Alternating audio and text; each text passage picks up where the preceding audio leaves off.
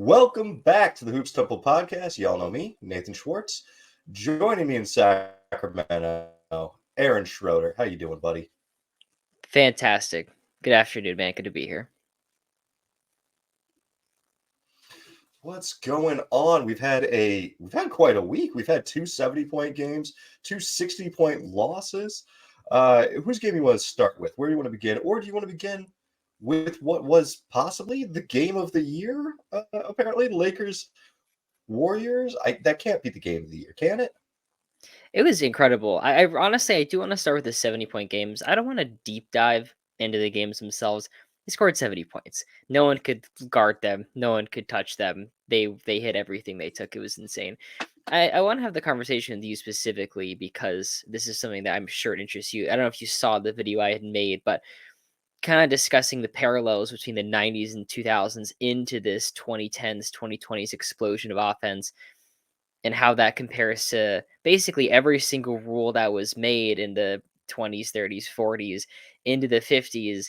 And then you get the 60s and you have like Wilt and Oscar and West and Russell. And it's like these guys are way better at basketball than we ever imagined when we made these rules originally. And so in the 90s and 2000s, things like grind to a halt, just screeching halt.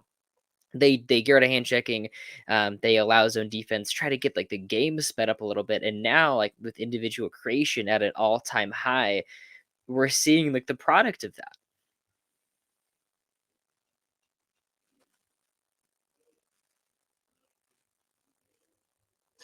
I saw the video. I'm interested to hear what are your takes. Is this a bad thing? Is this a good thing? Is this something that we need to like curb? Because I'll admit, I don't see this as like any sort of a negative. I see this as the return of 80s basketball, which is a glorious era of basketball. But just instead of shooting, deep twos, they're shooting threes. And so like it skews the numbers because you got 35 3-point attempts as opposed to six. But I feel like this is really nice. I don't hate this brand of basketball, nor do I feel like defense doesn't exist. I would like to see a couple changes. I don't think it's bad necessarily, but I'd like to see defensive 3 seconds banned. There's just really no reason to have that. When they okay, first interesting thing when they implemented offensive 3 seconds in like the 30s, it was to prevent guys from like fighting each other underneath the basket. They basically like you can't stand there and just bump bodies. It was to limit physicality. Then when they allow zone defense in the 2000s, they're saying, okay, you can play zone, but you can't just stand there Hmm. because every team has two 7-footers, and the game is so paint oriented that that would be a ridiculous advantage. It no longer is. It no longer would be. I think if you didn't have defensive 3 seconds in the 2000s, the scores would have been like 40-35. And I'm honestly not even exaggerating that very much. Like you get like some 50-60 games in that era.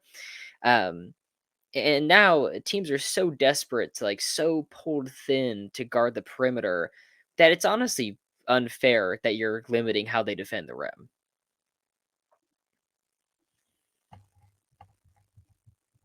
So I have two worries. Well, really one worry about this. If we get rid of defensive 3 seconds and you just camp someone right underneath the paint, or right underneath the basket, are we just going to eliminate all attacking the rim? We're going to say, okay, Gobert gets to stand right underneath the basket all day long. No one's going to drive and dunk on him. And it forces people back to the mid range, or it just forces even more 3-point shots because you've eliminated the rim as a possible scoring area. So now instead of taking the poor percentage shots that's mid-range twos, you end up just taking more threes instead of 35 threes. We're looking at like 50 or 55 threes a game. That's a possibility. It's a possibility. I'd be curious to see. We've moved the 3 point line in before. We've moved it in. So this like the distance that it's at is arbitrary. There's no reason that it is where it is. We could easily push it back. It'd be kind of tougher in the corners because there's only so much space. But like there is a possibility that we could like completely kind of alter the game in that sense. Like Mm. which I'd be kind of interested in. I think you're right. It still would give the defense the advantage because it would allow them to cover more ground. But even if you had just Gobert camped underneath, you'd still be forfeiting someone on the perimeter. Like you'd have to. you'd be allowing more outside shots. I guess I'm more interested in just like we've had scores and and score performances within a certain realm basically since the 70s, and I'd like to try to keep it like a semblance of what it was, because I don't think we're done seeing 70-point games. Like I think we're gonna get another one of those, and at that point we're in beyond uncharted Oh, absolutely territory. not. Yeah, I went through and kind of did the history of 70-point games, and we had 7 70-point games between 1960 and 62, 3 seasons, but it was 1 game, 3 games, 3 games. Then we have a 60-year span with just 4 of them, and 2 of them came on the final day of the season where guys were gunning for the scoring titles, and it's pure just shot chucking, pure just trying to get as many points to this guy as possible. And to be honest, that is kind of the history of these 70 games. Like, guys are gunning for numbers. Not many of these have actually been played in competitive basketball games where both teams are trying to win or both teams are good at basketball. That a lot of these 70-point games are coming against teams that are very bad at basketball, which I'd seen in your video. You mentioned something about expansion. I was like, man, if we expand right now and you get a team that's worse than the Pistons in here, like we could see Kuzma put up a 70 piece. Like What's so that interesting is that scares me. You What's go. so interesting is last season, we were all kinda like, "The league is so good, every team is so competitive, the world like, we can totally expand, bring in 34 teams, we can handle this." And then now it feels we are Sure. overextended, like, the Spurs, the Hornets, the Wizards, the Pistons have all been the Blazers have been awful, like, they beat the Kings, but, where I feel like maybe we're not ready, but, Pistons just beat the like Thunder. It happens. that's it. So riddle me this though, Batman.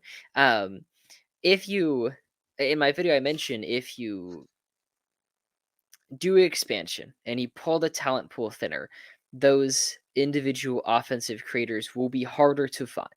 There's not just guys in the G League waiting to do that. Like that's a really hard skill to have. Would you see the game slow down a little bit more because there'd be less? There wouldn't be 4, 5, 6 guys that can put it on the ground for each team. Teams wouldn't be as good, basically. All I'm saying. Maybe. Possibly. Maybe. But the game is just so heliocentric at this point that like you could take away 3 of Luka's teammates. It will not matter. Luka will still be Luka. Um, You know you know, what? if you split Good. up the Suns' big three, which I don't even think you do that.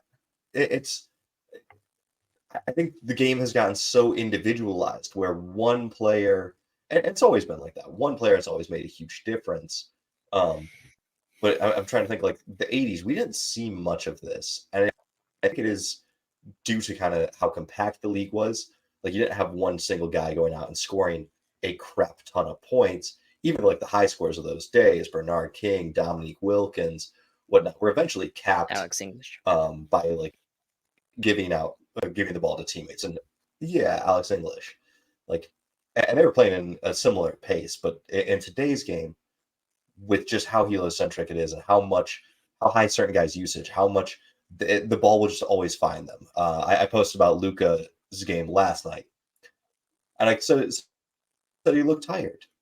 And someone commented, and they're like, "Yeah, a near 30-point triple double with 17 assists, and this guy looks tired." I'm like, yeah, I don't know what you want from me. The guy is going to have the ball in his hands all day. Like, Hmm. I don't think the floor is dropping out on these guys. They are just going to keep having this high usage and high work volume.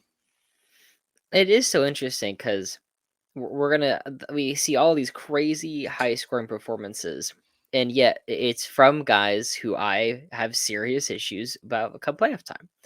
And that's part of it is you have to have a guy so talented they can score 70 points. Can they do it in can they do it for 4 straight rounds? Because Luka looked pretty toast against Sacramento last night.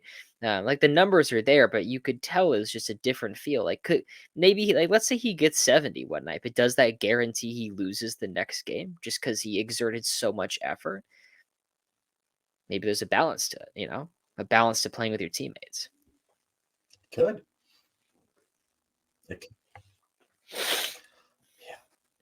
So I took time this weekend and I watched all 4 games. I wanted to make sure that I was fresh, seen them all. I kind of saw the Embiid game come and I was like, cool, I can wait on this one and then watch it the weekend. And then just more of these games started showing up. But I was like, I want to have them all fresh in my mind for when we come in and talk.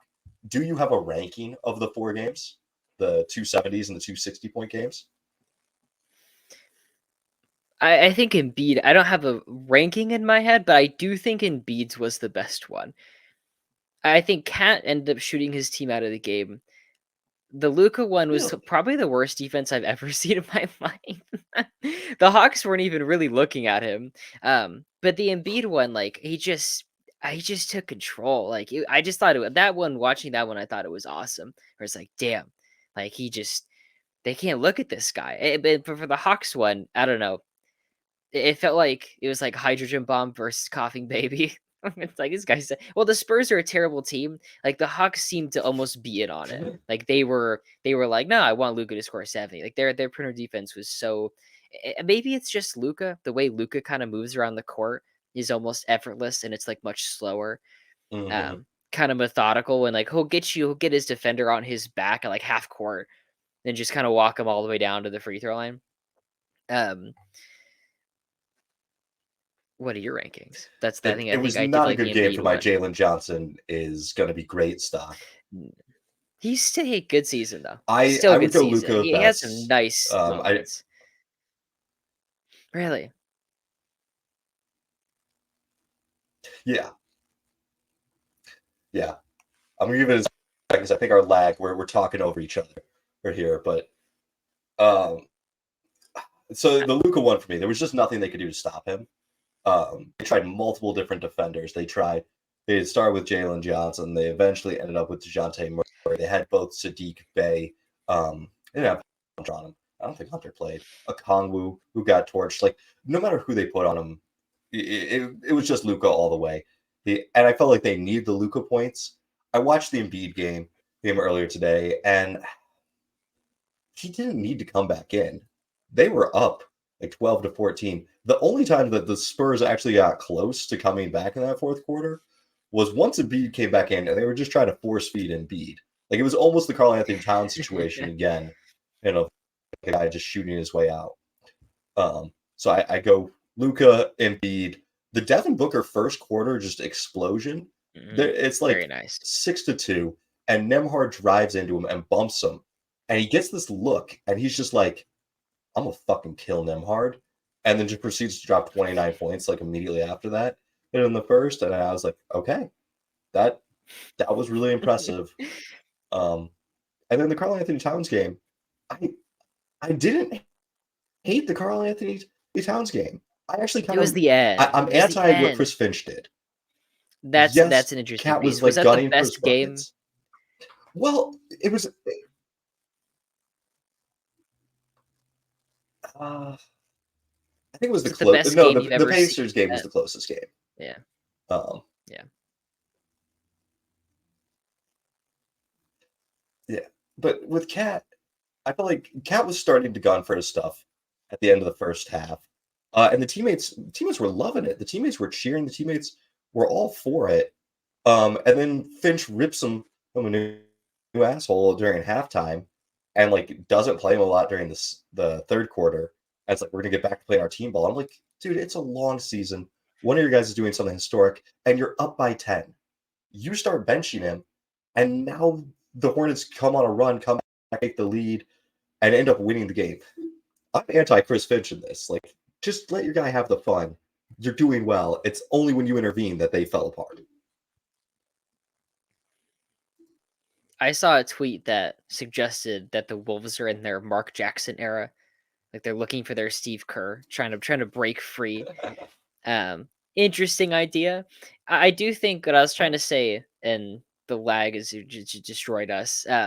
Is this the best game that someone's ever played where their Yeah. coach bombed on him in the press conference? I've never seen. I mean, like 60. I mean, Devin Booker has a 70-point and 60-point loss. I think it's just him and Wilt that have that to their name. And even then, I think like Cat having 62 and then being like the guy to blame at the by his coaches is honestly insanity. Yeah. David Thompson also took the loss. This with his 70 piece, trying to get the scoring Yeah. title. I think someone else did it. There was a surprising number of losses. His first scoring 70. Um, but yeah, this is the best I've seen someone play to the worst I've seen their coach rag on them. Uh, just hands down.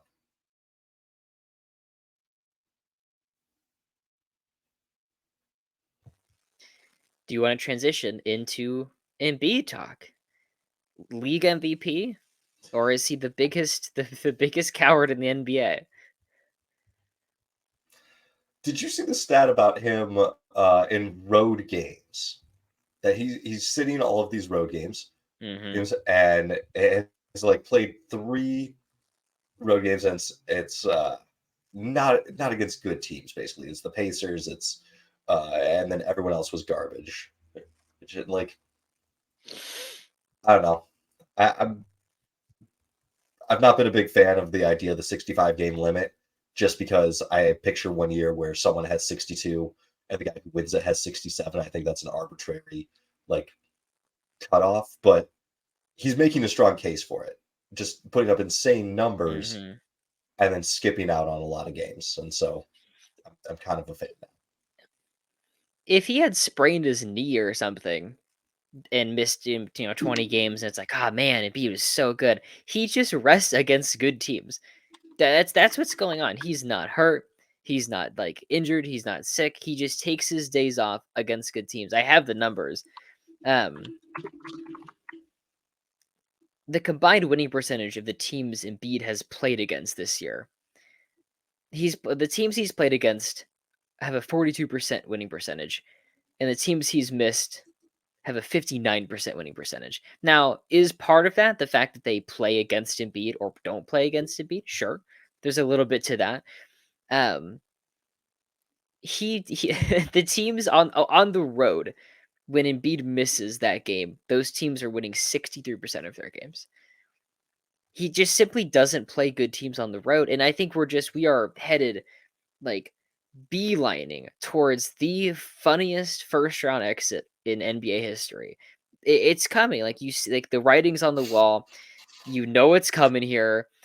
Embiid's gonna have to play a playoff series, and and he will have to play a good team on the road, and he is yet to do that this season. Essentially, um, he's been awesome. I think he's been by far the best player, but the way he's ducking good teams and not playing in that many games, I don't really care if he's MVP or not.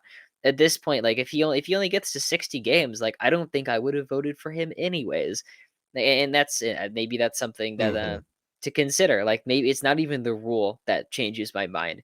It's just if this trend continues where he doesn't play in games and only plays bad teams when he feels like it at home, I'm just not interested. Yeah, I'm looking through here to see like who he's playing or who he's missing. Games that he has missed, starting off Minnesota, New Orleans, who started off strong and going into the in-season tournament, Boston, Miami, Orlando, Houston, Chicago. Not a murder stretch. It is a 4 game road trip that he just skips all 4 in there. Um, Utah, Atlanta, Sacramento, and the most recent one being Denver. I can't believe he hasn't played in Denver since 2019. Like I know you only play once a year there, and like it is statistically possible to just always be hurt that once a year, but it doesn't seem statistically likely. Just saying that. Possible, not likely.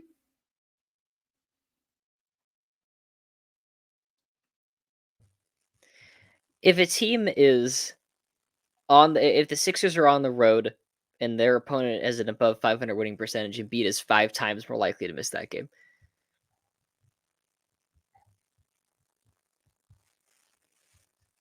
Yeah, yeah, his numbers are I have. meaningless.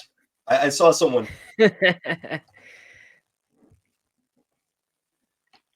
I saw someone suggest just putting him in there for a minute so that way he could hit the game's minimum count. And my Mm, response was that there- well, that's going to tank his per game averages. But like He's gonna play the Pistons again. He's gonna play the Wizards again. You can put up another 70 piece and like just boost those averages back up. Or maybe not 70, but I mean the guy is getting 40 pieces in 3 quarters against the bad teams. So like it's not Yeah. inconceivable that he can just boost the numbers back. They do have that covered though. You can't Michael not Michael Cooper. AC Green. You can't AC Green it and keep your streak alive. I think they do look into that stuff. And as when did this tweet? As of 6 days ago, Embiid was averaging 25 points on 54% true shooting against teams above 500, and 47 points on 74% true shooting on teams against teams below 500. He's gonna be fucking bewildered when he doesn't play the Wizards in the first round. Now, I mean, we're saying this because Embiid has been the best player this season. This is one of like the greatest. This is probably the Yeah. greatest non-wilt scoring season by a center. He's absolutely untouchable, which makes it that much more baffling that this is the route he's taken. Well, it makes it that much more explained that this is like how he's doing it.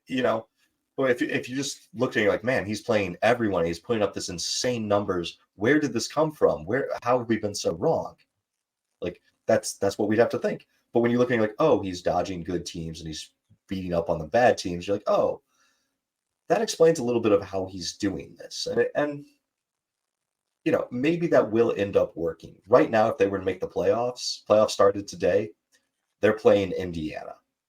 Um, Pacers just beat them without Tyrese Halliburton. Pacers play incredibly fast, and Miles Turner is a terrifying matchup for, well, not terrifying, but he's got good length and quick hands so that Embiid 18-footer that's basically automatic. He's a good guy to defend that shot. A first round upside is not out of the realm of possibility. It's not. It's not, and I can't wait. I can't wait for it because I mean he seems to be just kind of gearing for the playoffs. So I'd be super interested. And all those teams, every single Eastern Conference team has a pretty formidable center, or at least not the Wizards center or the Pistons center. Jalen Duren is pretty good though. Bam Adebayo is going to be tough. Like Jared Allen would be tough, or Jared Allen and Evan Mobley would be tough. Like there's going to be a lot of. I mean, Al Horford is gonna guard him, and like the boogeyman Mm-hmm. comes back, and he is a net.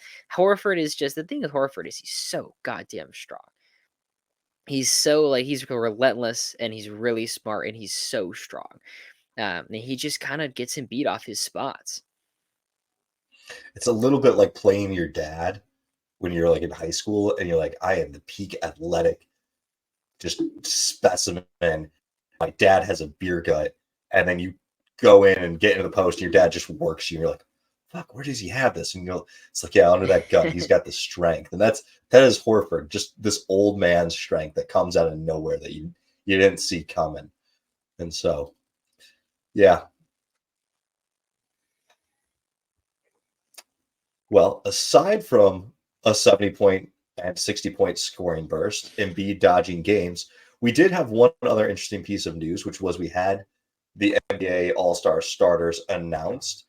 Any thoughts? Are you in the camp that it should have been Jalen Brunson and should have been, well, not Steph Curry, but how do you feel about the Curry snub and the potential Brunson snub? I felt totally fine about the Curry snub. Hey, he's been really good this season. He's been slumping for a good month. I mean, he was great against LA, but that was after the voting was done.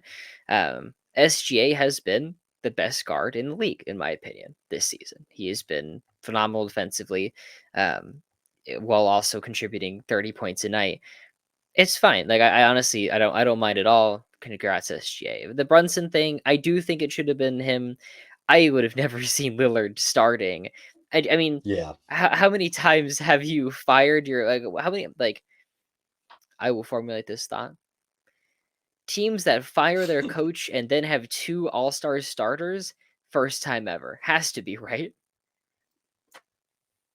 Maybe the LeBron David Blatt year. I don't know if Kyrie was a starter that year, Mm. but very, very unique circumstances.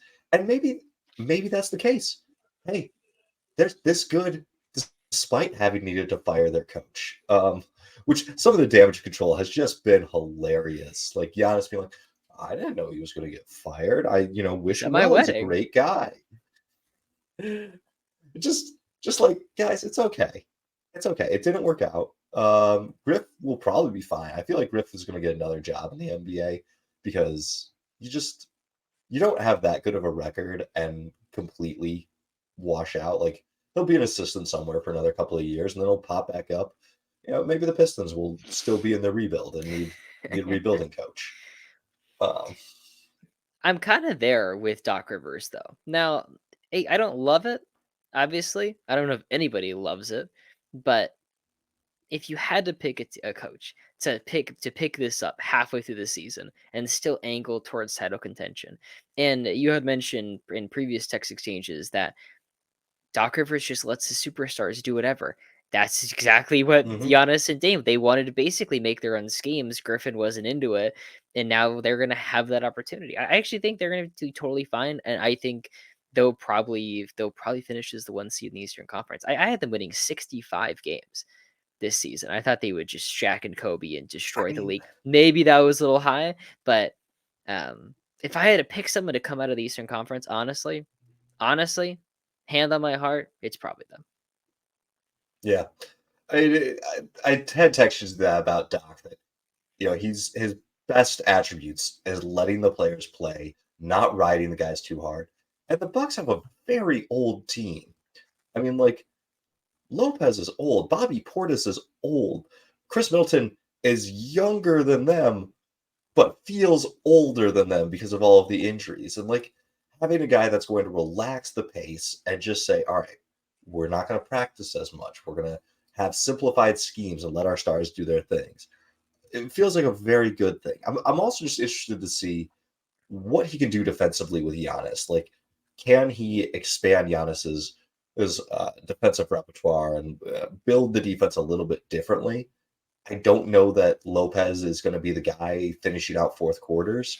I feel like that might need to be Giannis at the 5, and I want to see it. I want to see what he can do there.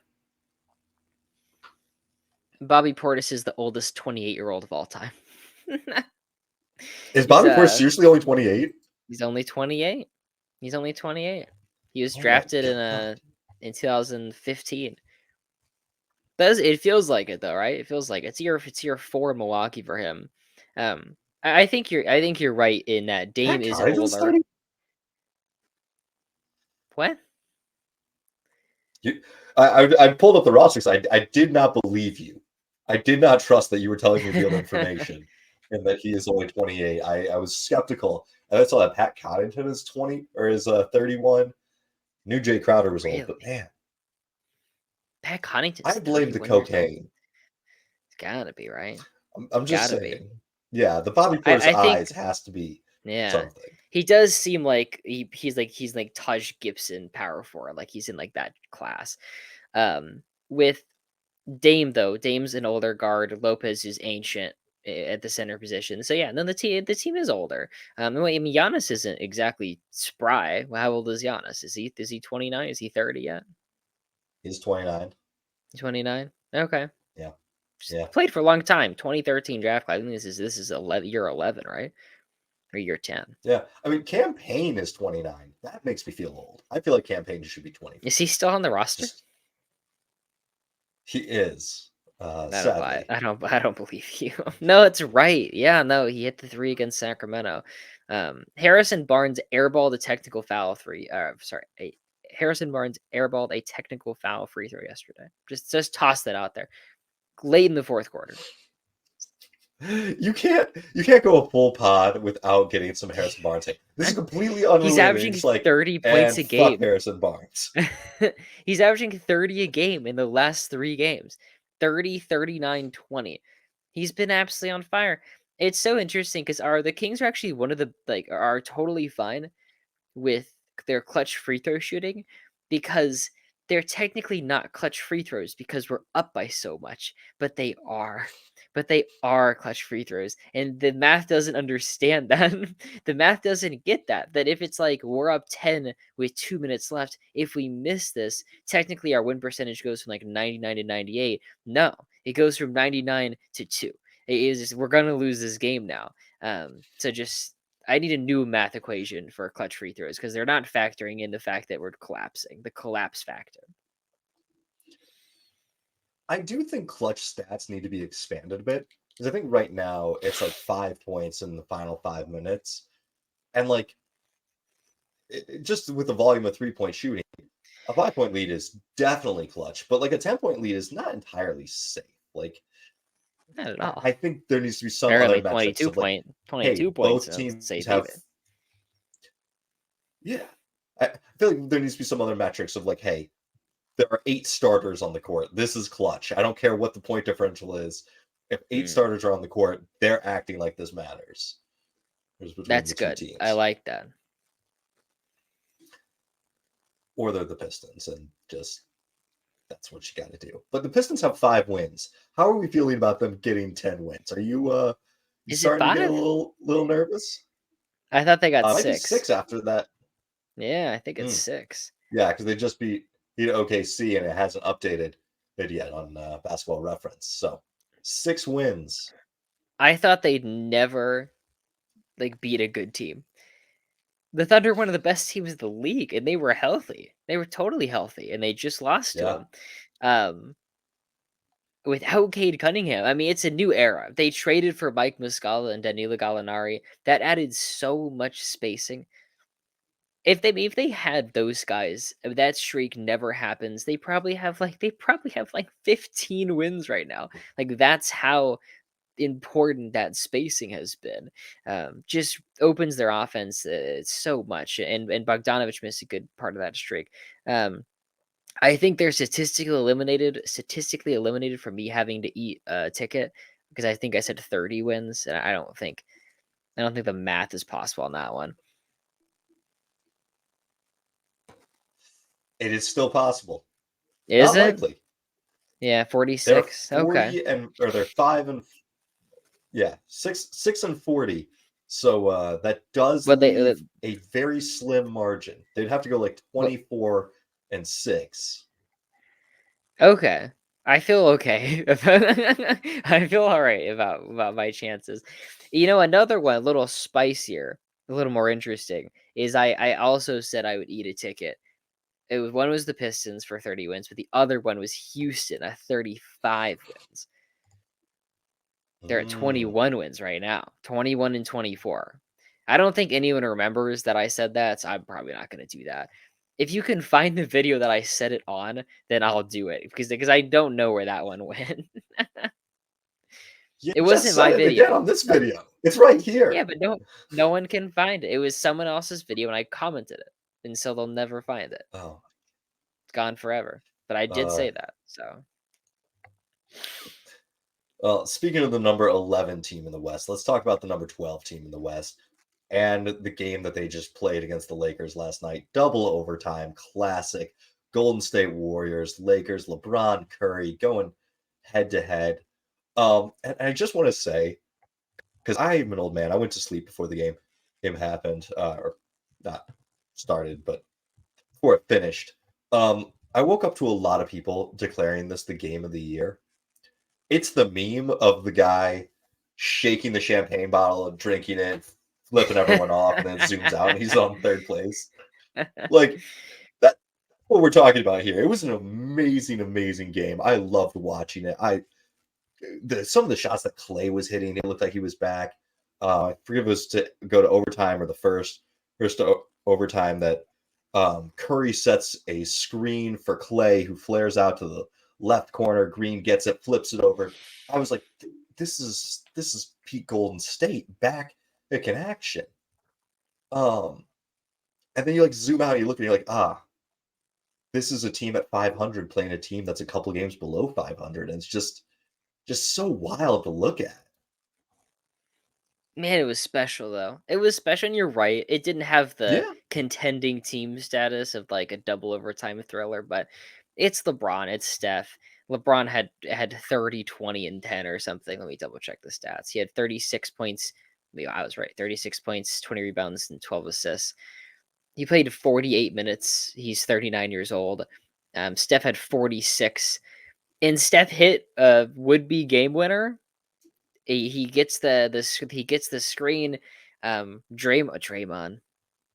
Yeah, Draymond sends Vando to the fucking Shadow Realm, just ethers him with the free throw line, trying to come up to contest that three, and he hit it. I mean, I had never seen Steph so open on a game winner like that. But um, LeBron knocked down those free throws. I mean, I wonder what Skip Bayless is up to. He must have had an aneurysm.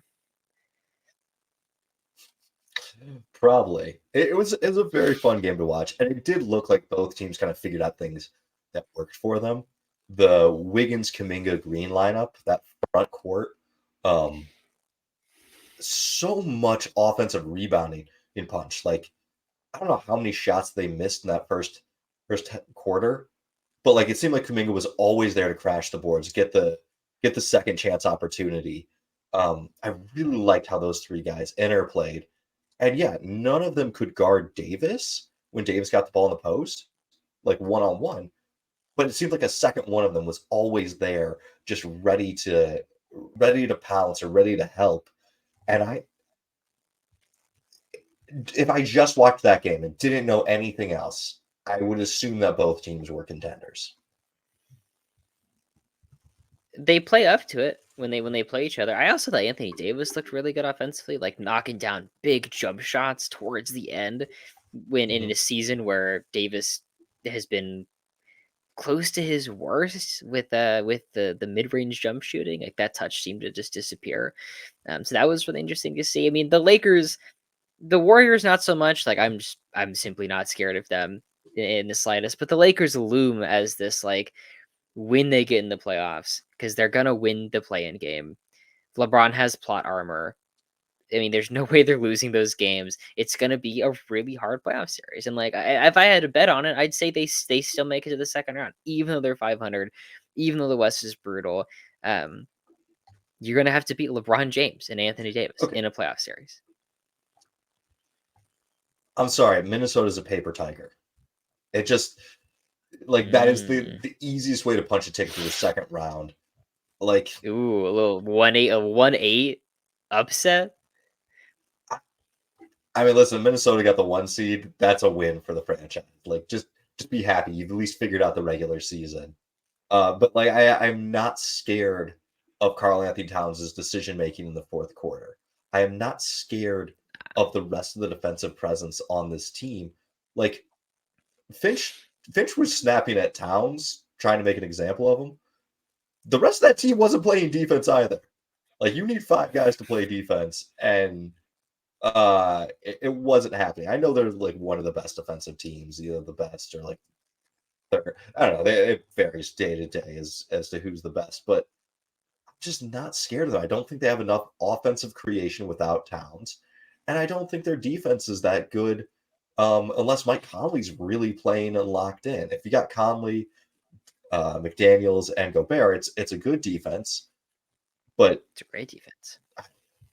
it's a great defense. But I don't trust that in the playoffs, and I don't trust this that Conley's going to be as healthy as he's been. He's already starting to have some nagging injuries. He's an old point guard. Like Minnesota, you're going home in the first round. I'm sorry. I don't care who you're playing. You are not Mm, better than teams mm. right now 3 through 9. Maybe you take out Dallas. Damn. Yeah, Dallas is a little bit different. Looking at the offensive and defensive ratings, Minnesota is the 16th best offense and the best defense. In the last 2 weeks, are the 17th best offense and the sixth best defense. So you have a fantastic defense, but I'm honestly kind of keyed into an average offense. An average offense doesn't get you super far. Um, I can picture it already. Davis hitting mid-range jumpers, hitting threes over Gobert, LeBron dancing around, like getting Cat in crazy foul trouble. I think you're right, and I would take the Lakers, even in a 1-8 matchup. I think I take the Lakers. Yeah. I'm going to take it back. Dallas will beat them if they have Kyrie. Because Dallas with Kyrie is a different monster Mm, than Dallas. I don't know if Kyrie's going to be there. He hasn't been there a lot this year. But if you got Kyrie, they're winning. And New Orleans, if CJ's playing well, which is iffy, but they can That's a they bold just take. rain threes. I like it. Man, sticking your neck out saying the 1 seed actually isn't that good. Are they still the 1 seed? Gotta be, right? OKC They're, probably fell. they're the 2 at the moment. Nah. No, I see Oh, tied. wait. I see tied. Yeah. I'm still looking at the basketball reference standings that haven't updated after OKC's loss. But just I don't trust the late game decision making by their 2 best players, their 2 best offensive players. And then, you know, the cat or not the cat, the Gobert Conley pick and roll. It's a nice offensive weapon during the regular season. I don't trust it in the playoffs. I feel like this is a very it's a team built for the regular season. They've got a good matchup for Denver with the 2 bigs, but I don't think they've got a good matchup for a lot of the other teams that they'd have to play. I was right about the Timberwolves though being good. I'll do a victory lap You on were. that. I had them as a 47-5 seed. It wasn't that enthusiastic, but I got a lot of pushback on that in my reveal of my predictions, and I said, "No, the Timberwolves gonna be really good." Looking at it, which teams did I get? Did I totally whiff on?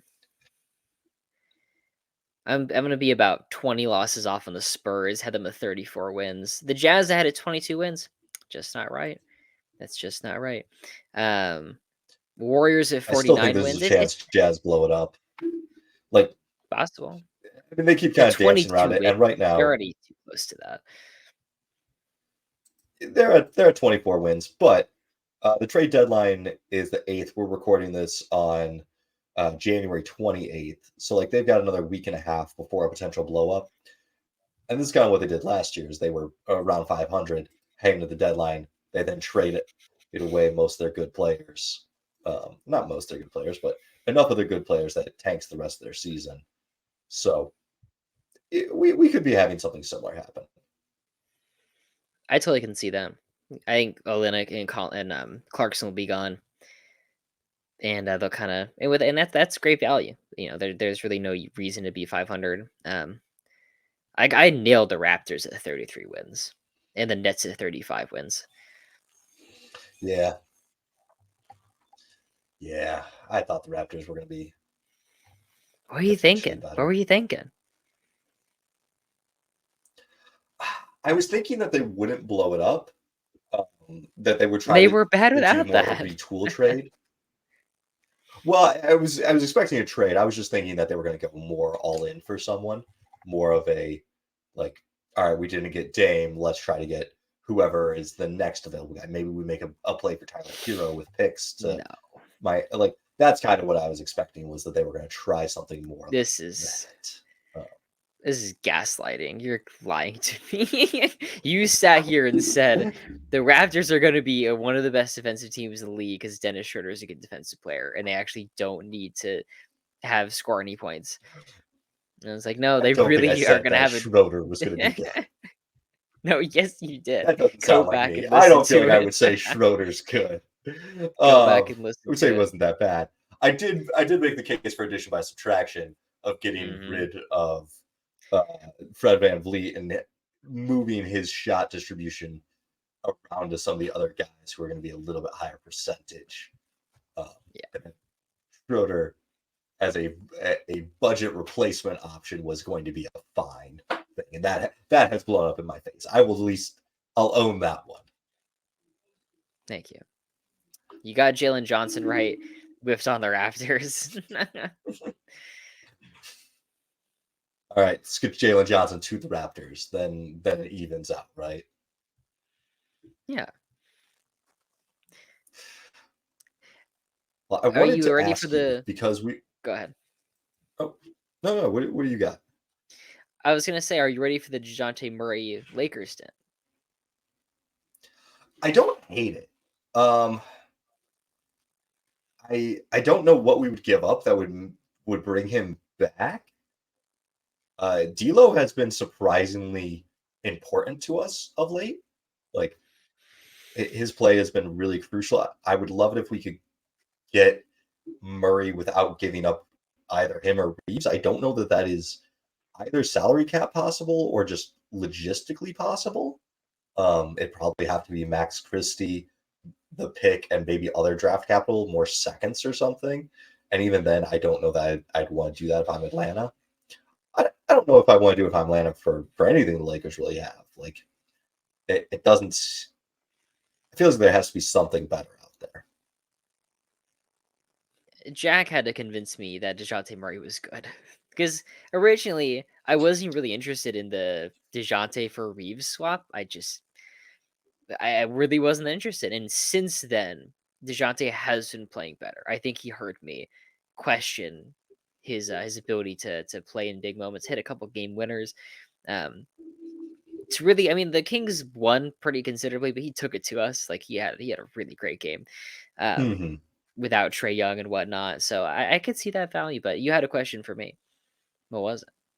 Oh, my question was just going to pivot us. You want to talk some All-Star reserves? They're getting announced on February Ooh, 1st. So we I have haven't a prepped. little bit of time to either speculate or wildly inaccurately try to pick some reserves here. Okay, how many do we have? Is it seven more? Seven for each conference?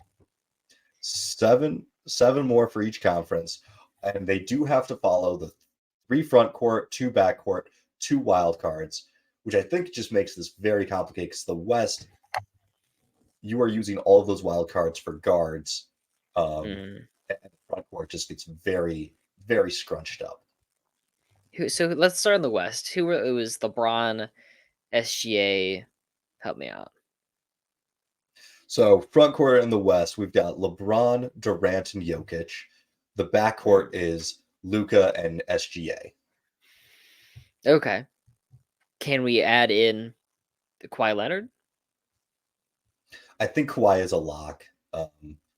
He, yeah, next closest Okay. guy that didn't make it, and just a true superstar. So that leaves us two more front court positions that I have to think go to front some court. combination of Sabonis, Anthony Davis, Karl Anthony Towns, Rudy Gobert. Uh, I think those would be my picks, Sabonis and Davis. Do you have any qualms with that? I had posted it would be in Sabonis and Davis. Oh, also Paul George. Um, Hmm. Hmm. I wouldn't be that I mad if the think, King this Kings season has been so meh. I'm not gonna be like, wow, 30 points and 29 double doubles in a row. Get a better fucking record. I'm not.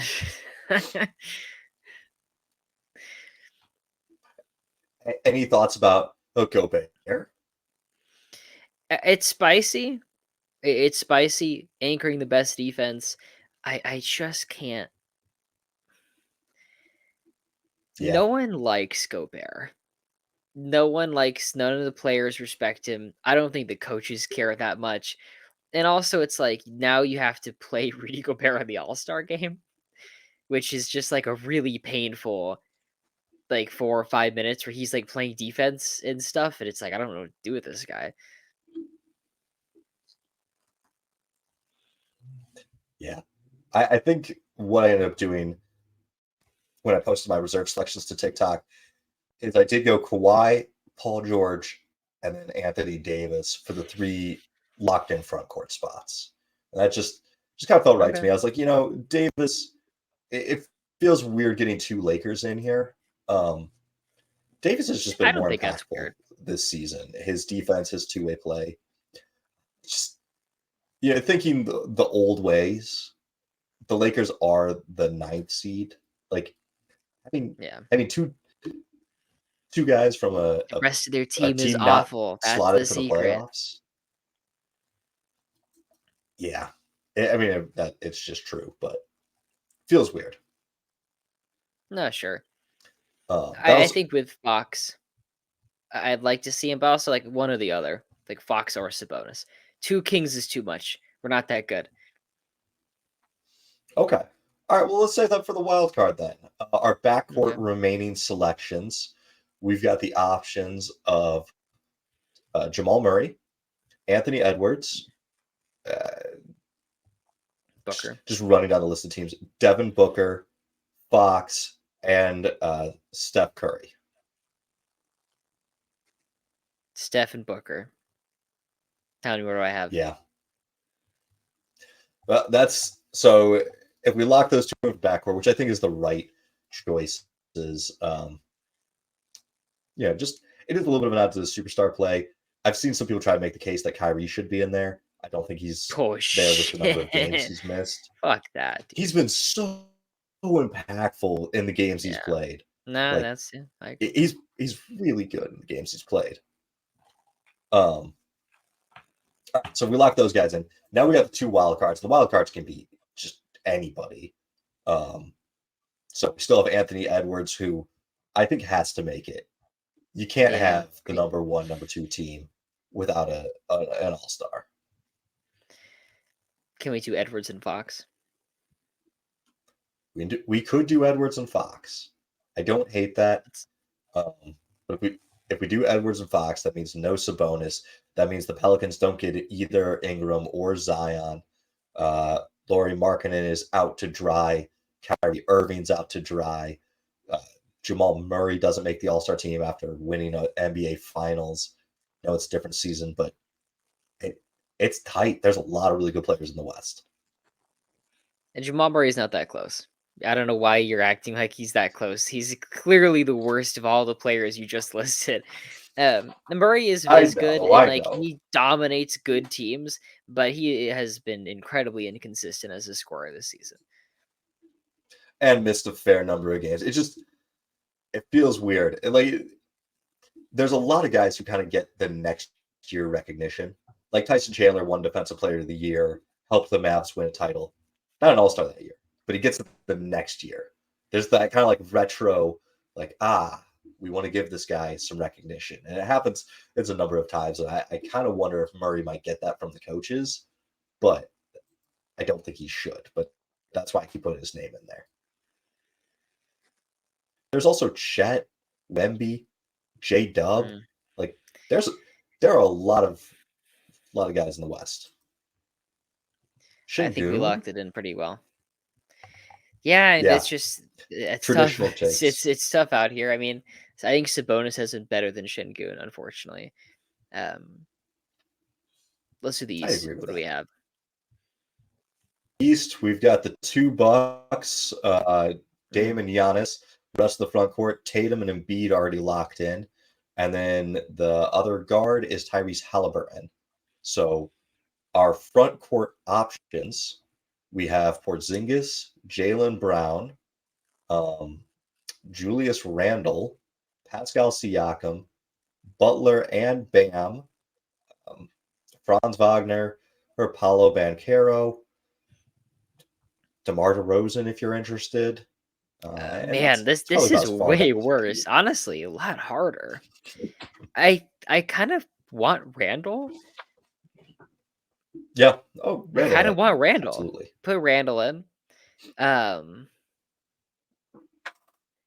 Heat have lost 6 straight, kind of sneakily, under the radar, free falling. And I think I'll go Jaylen Brown. I still want Bam. Give me one. Okay. Is there? I have 2 more front court. Is it 3? It's 3 front court. So that could be our 3 guys. 3 front court. Yeah. Okay.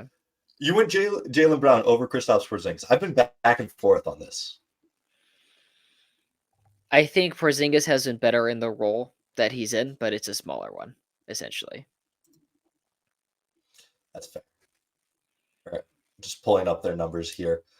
Porzingis is averaging 19 points per game, 7 boards. Jaylen Brown, basically 20 points per game, 5 boards. Similar numbers. Porzingis is being more effective, but Brown, I think, is the number 2. We saw that a couple games back when Tatum and Brown went off together, and I think it was like the highest scoring 2-point duo from 2 players this season. I think that's probably now been ellipsed by the 70-point games. Basically, anybody else that scored with those guys are probably now the highest scoring duo. But yeah, all right. Brown gets it over Porzingis. Porzingis has also missed a fair number of games. He's at 33 of the team's 46. Yeah. And Brown has just played really well in the last. I have last 15 games pulled up. He's 22 points, 6 boards, and 4 assists on 52% shooting, 42% from deep. I think he's kind of settling into like maybe he tried to bite off a little bit too much with that supermax contract, and now he's kind of taking a step back and just hyper efficient scoring. And that's exactly what we wanted. But who are your guards? My guards, I'm going Jalen Brunson. I think that is a lock, and then I'm going Donovan Mitchell. These two Yeah. guys are kind of carrying their team's offenses. They're the number 4, number 5 seeds, and I want to reward winning. I want to reward high volume. And I think those are the two guys that it has to be. I think that's right. I think that's right. And can we a little side conversation? What's going on with the Cavs? I buried them after the Evan Mobley injury, and they're better without him. It's not addition by subtraction, but it makes the lineups work better. Like having Garland and Mitchell out there together, it becomes a little bit your turn, my turn. How are we going to run the offense? What are we going to do? We're also now more susceptible to being picked on if you've got a bigger guard because one of them has to guard the big guard. It's the same thing with the bigs. When Mobley's out there and Allen's out there, teams can now pick on them with speed. You can get into a running game against them. Those two guys don't space well for each other. So like they actually kind of play better without one of those guys because they play a more traditional fit. It looks good. Also, I think Jack corrected my pronunciation. Sam Merrill?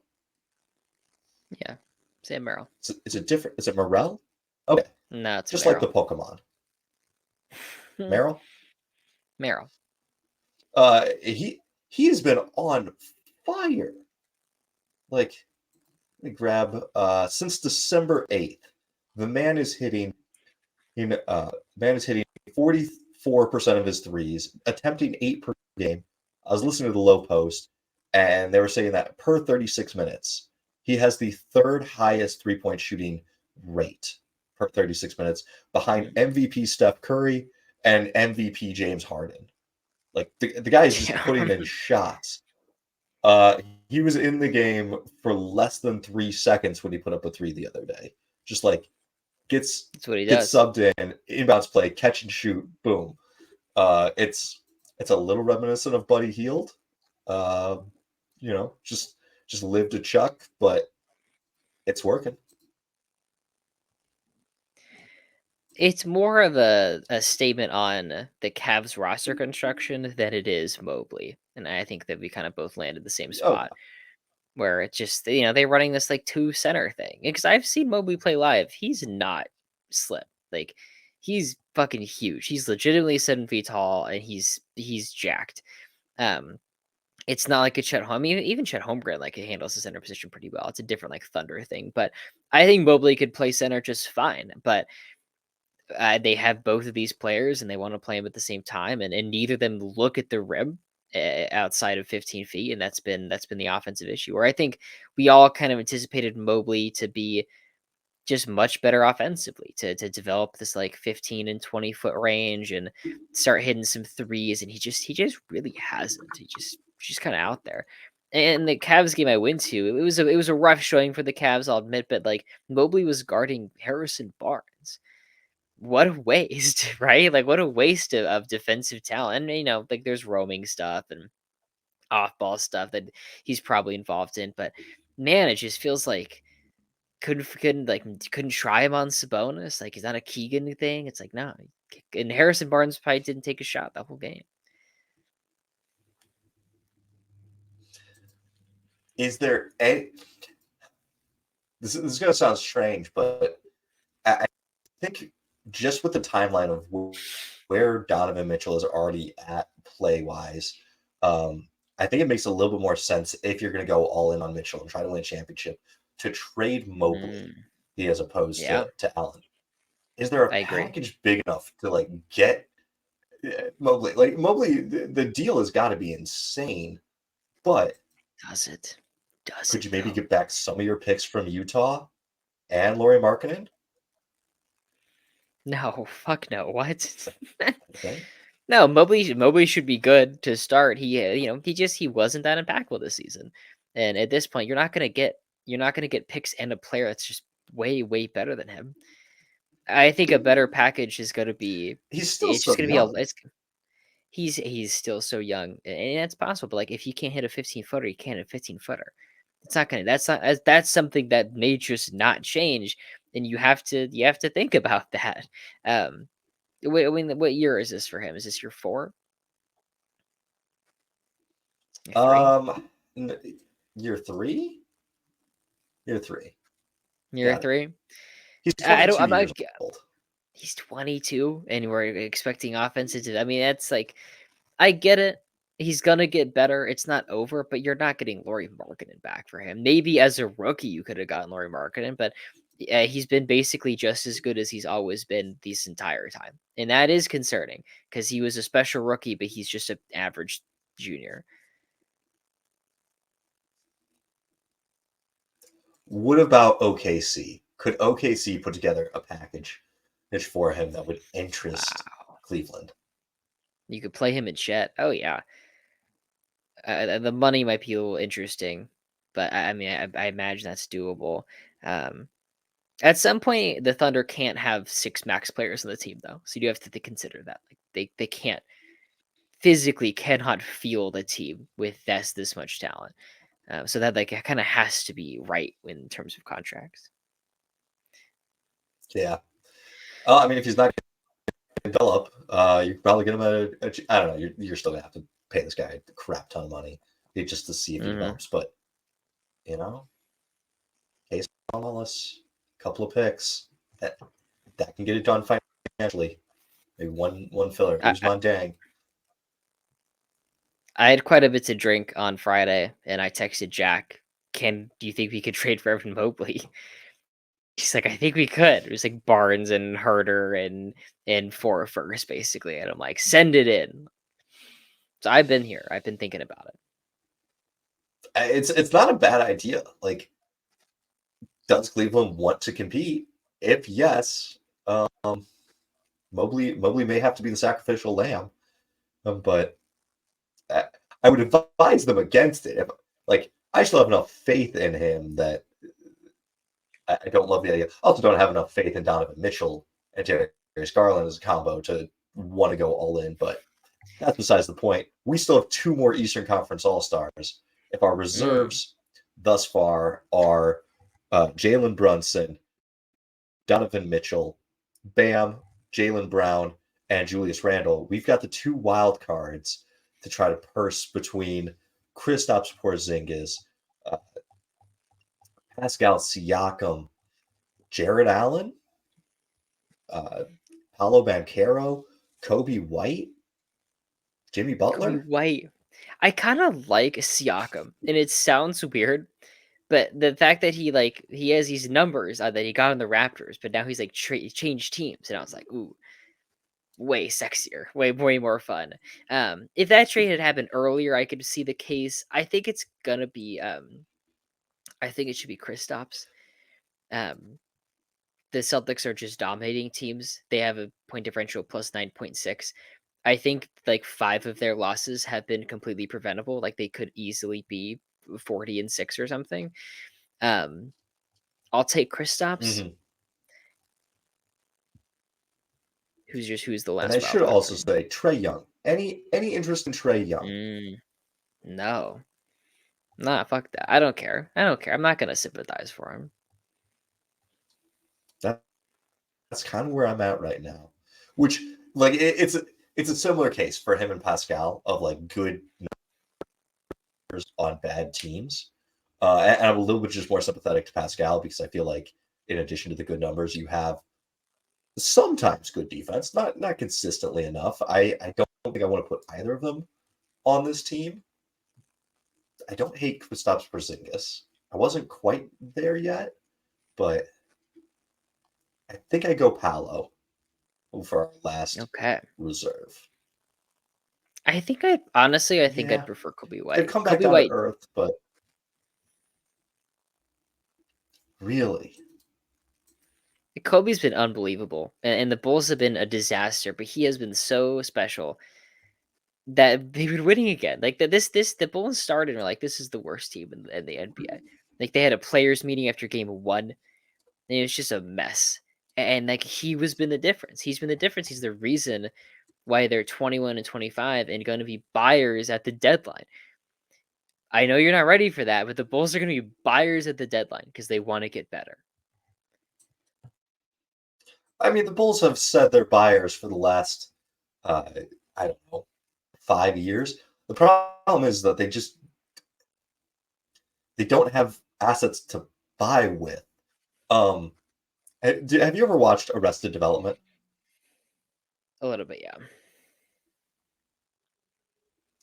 There's an episode when it comes back in either the fourth or the fifth season. This it's not great, but Tobias and Lindsay go to this place like Swap Agains, where you can trade items you have for food, and they have like this platter tray, and they're like, can we get some mozzarella sticks? They're like, yeah, it's worth like 4 mozzarella sticks. And like cool, we can all have a mozzarella stick. It's just like that's what I feel like the Bulls are when they come to the trading table of like, hey, can we get some mozzarella sticks? You're like, yeah, I guess we'll give you a couple, like not even that much. Like, I don't know. All right, I we think can the lock wild in. card spots for the East. You want to We lock can it in? lock in Paolo. Yeah, we can lock in Paolo. The only other guy that I'd consider is Tyrese Maxey. Um, Did we not put Tyrese Maxey but in the All Star game? we did not put I Tyrese guess Maxey in the All Star game. you didn't list him as an Would you rather option. have Maxey Fuck, than Porzingis? screw Paulo Banchero. Put Tyrese Maxey in the All Star game. I just totally blanked on that. You didn't even say his name. You're supposed to. You tell me you read Kobe White before Tyrese Maxey. What did I text you earlier today? You said you don't like Tyrese Maxey very much. I said I don't like Tyrese Maxey Yeah, very much, he and said All it's Star the though. inverse of. Well, it's the inverse of everything you see with Embiid, because Maxi's playing in these road games, and maybe it's just that he's going up against tougher competition. He's playing good teams on the road. He's playing above 500 teams on the road, which Embiid has not done in basically this season. Um, he gets a lot worse, and like percentages drop, the numbers drop. He struggles to create for himself.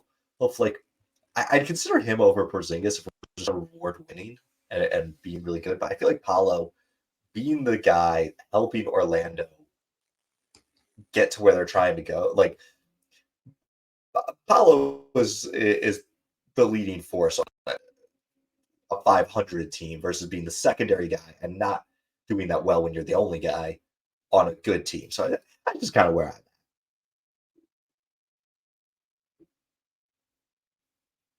And Paulo has really been streaky as a scorer, though.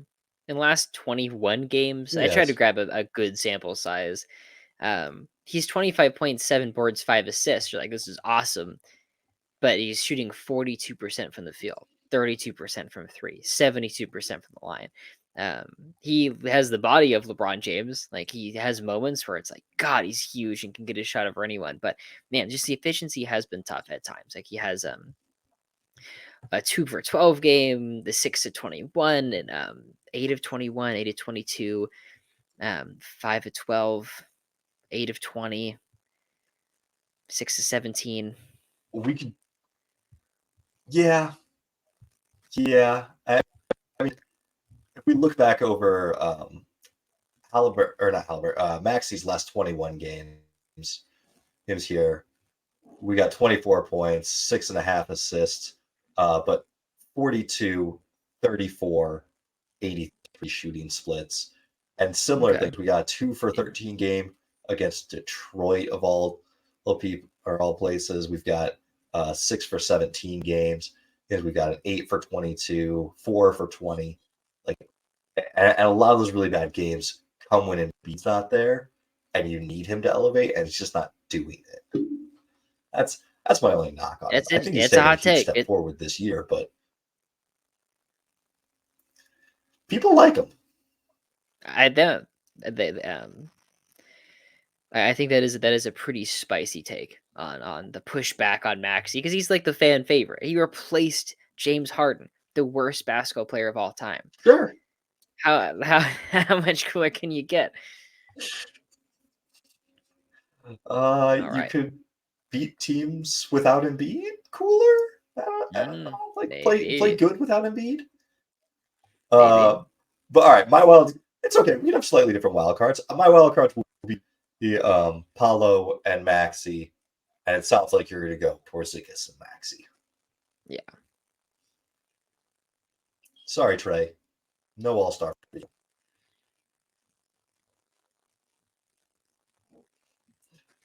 Well, Aaron, feels like a good time to close. Where can the people find you? Possible Chairs on TikTok, Possible Chairs on Twitter, and this podcast all the time.